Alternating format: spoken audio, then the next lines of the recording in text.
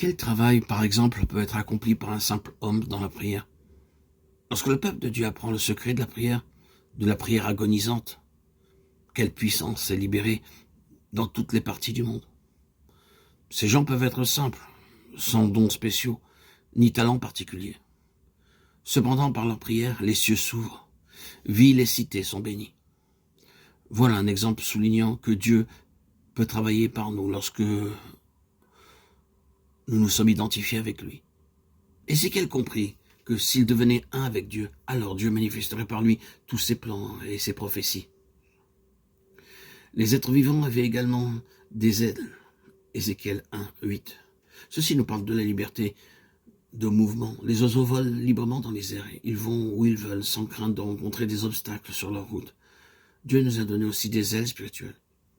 Ainsi, unis à lui, nous pouvons nous mouvoir sans aucune gêne dans tout l'univers de Dieu. Lorsque nous débutons dans la vie chrétienne, nous sommes seulement préoccupés par nous-mêmes et notre famille immédiate.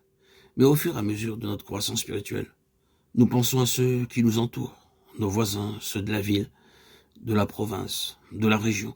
Progressivement, nos pensées voyagent à travers le monde entier pour voir comment Dieu travaille dans d'autres régions. Nous sommes alors intéressés de savoir ce que Dieu fera après ce monde qui touche à sa fin. Nos esprits considèrent les cieux eux-mêmes, la nouvelle création qui vient. C'est ce qui arrive lorsque nous grandissons spirituellement. Et c'est pourquoi le diable essaie si souvent de nous limiter en nous tenant absorbés par les choses passagères, terrestres. Dieu désire que nous ne demeurions pas longtemps limités par notre façon humaine de penser. Avec ses ailes, les chérubins pouvaient aller n'importe où à travers l'univers de Dieu pour accomplir ses desseins. C'est ainsi que nous devons obéir à Dieu. Par l'Église, ses plans célestes seront accomplis partout. Nous voyons ensuite ces quatre êtres vivants. Ézéchiel 1, verset 9, leurs ailes jointes ensemble. Cela signifie que partout où l'une de ces créatures allait, les trois autres suivaient. Ceci parle de la véritable unité spirituelle. Ils se mouvaient ensemble, ils se reposaient ensemble, mais ils ne pouvaient se déplacer de manière indépendante. L'un dans une direction, l'autre dans une autre. Ils pouvaient aller seulement comme une unité simple. Il est souligné comment l'Église de Christ doit travailler. Nous ne pourrons pas parler et travailler comme nous le voulons dans le service de Dieu.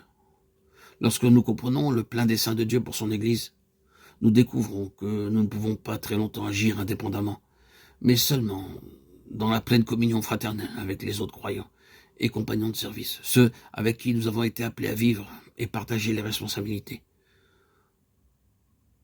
Nous aimons tous être indépendants. Nous n'aimons pas que les autres interviennent dans ce que nous faisons, quel que soit notre appel, que nous soyons docteurs, pasteurs, prédicateurs ou évangélistes. En tant qu'être humain, cette nature est en nous. Ne pensez pas que parce que vous connaissez bien votre Bible, vous êtes libérés de toute faiblesse intérieure. Chacun d'entre nous a quelques faiblesses ou défauts. Notre nature est encore là. Et elle doit être brisée.